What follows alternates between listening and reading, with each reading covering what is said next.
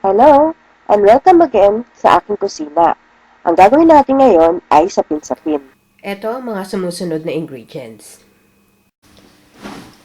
1½ cup glutinous flour, half a cup of rice flour, 3/4 cups of sugar, 1 can of coconut milk, half a cup of condensed milk, food coloring. I will be using violet and yellow. Toasted desiccated coconut for toppings. Pwede din kayong gumamit ng latte kung gusto nyo. Magpainit lang tayo ng pan para ito-toast natin itong desiccated coconut. So, mainit na itong pan. Ilalagay ko na yung desiccated coconut.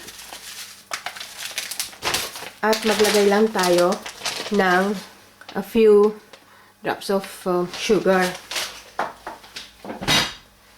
Then, magsangag lang tayo. Sangag lang natin to until golden brown. Haluin lang natin ng haluin maigi para hindi masunog. Ayan, medyo brown na ate yung desiccated coconut. Ready na to. So, pwede na natin tanggalin sa apoy. Mag-prepare muna tayo nung ating steamer. Ipainitin muna natin yung tubig bago tayo mag-start.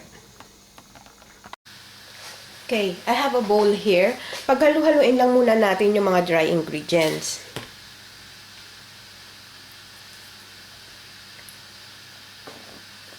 Okay.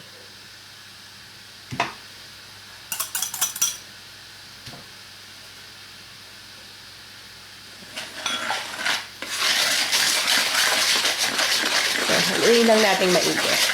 Then, ilagay na natin yung coconut milk. 1 can of coconut milk. Oops, bumbo.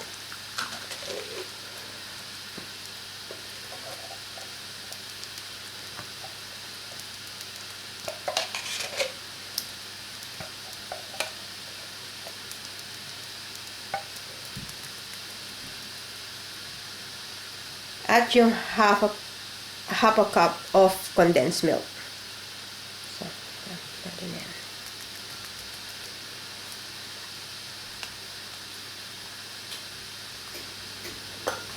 Mix lang natin maigi.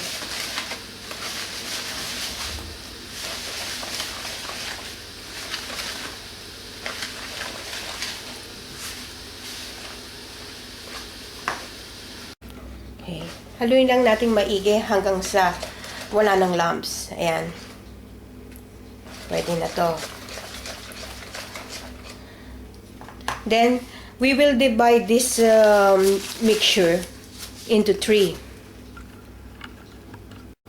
So, na-divide ko na yung mixture into 3.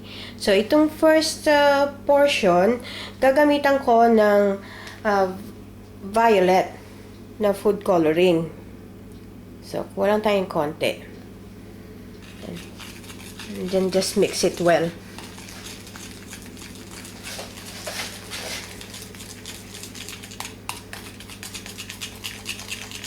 So, haluin lang ng konti. Etong violet, lalagyan ko ng ube flavoring. Just a few drops of ube flavoring. Yan. Ang palasa lang. So, kasi itong ube flavoring, meron na rin siyang kulay. So, pwede nang kahit konti lang na food coloring ang gamitin. So, haluin lang natin maigi para maging even yung color.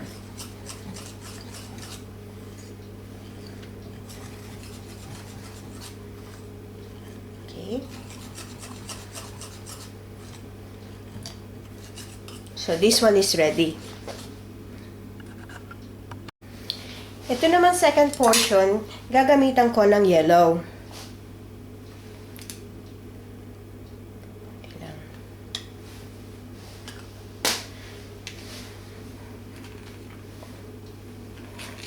Gumamit lang ako ng stick pang kuha ng food coloring.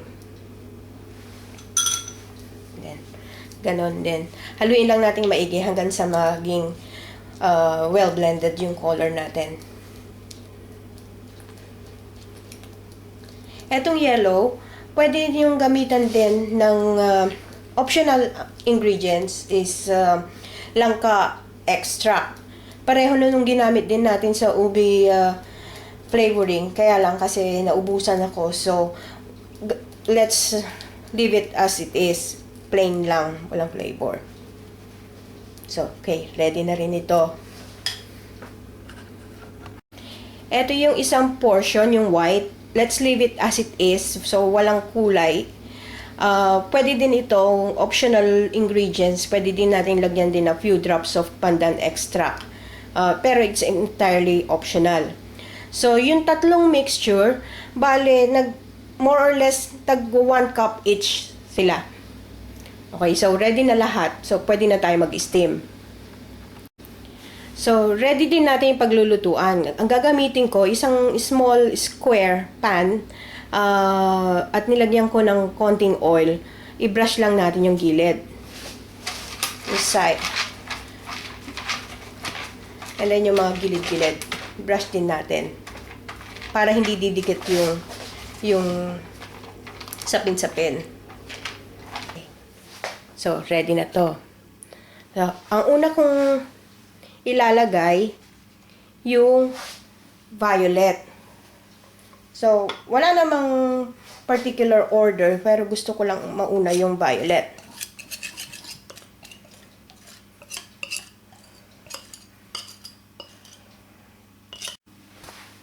Okay, simutin lang natin maigi.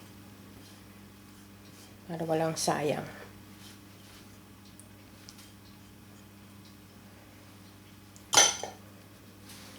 And make sure that's level to. Okay, so it's leveled. Okay, ready na natin i-steam ito. So ready na yung tubig din natin, mainit na. O, pwede na natin ilagay yung first layer.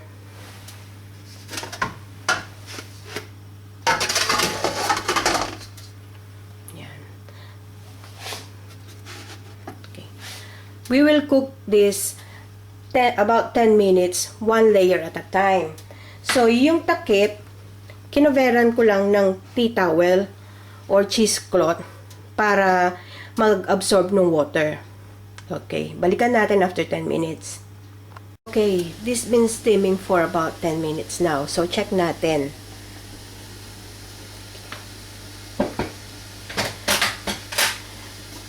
Gagamit lang tayo ng stick at stick lang natin sa middle. So, wala nang dumikit. So, pwede na. Luto na to. Mag-proceed na tayo sa second layer. Sinunod kong layer yung white. Nilagay ko lang siya on top of the violet. And then, it's ready for steaming again. Let's steam it again for another 10 minutes. Balikan natin. Oh. Okay, 10 minutes have passed. So, check uli natin. Same procedure. Tusukin lang natin sa middle na stick. So, medyo may dumikit pa. So, let's leave it for another maybe 2 minutes or 3. Then, balikan natin. Okay. 5 minutes yung additional kong nilagay. So, try uli natin kung ready na. So, okay na. Wala nang dumikit. So, pwede na nating ilagay yung last layer natin.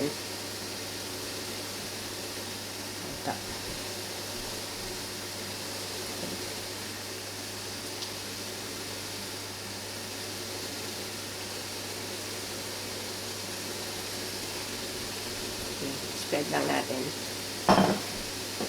Let's try this for another 10 minutes. Usually, habang dumadagdag yung layer, tumatagal din yung cooking time. So, kanina inabot ng 15 minutes yung second layer. So, let's try this for 10 minutes. Then, adjust na lang natin mamaya kung hindi pa luto.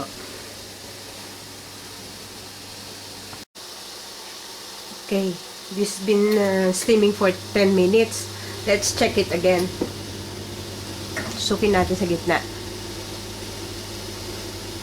Medyo may sumama pa ng konti. So, let's try again for another 2 or 3 minutes. At balikan ulit natin. Okay. Okay. After 2 minutes, try uli natin. Bali, nag-additional na tayo na 7 minutes. So, di pa rin.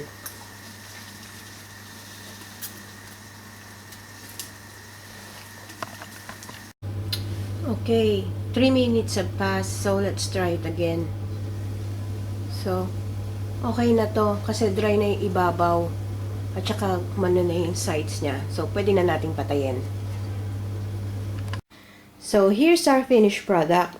I hope you will enjoy this recipe at sana sa susunod na handaan nyo o konting salo-salo with your friends, try nyo gawin ito. Siguradong mas gugustuhan nila ito.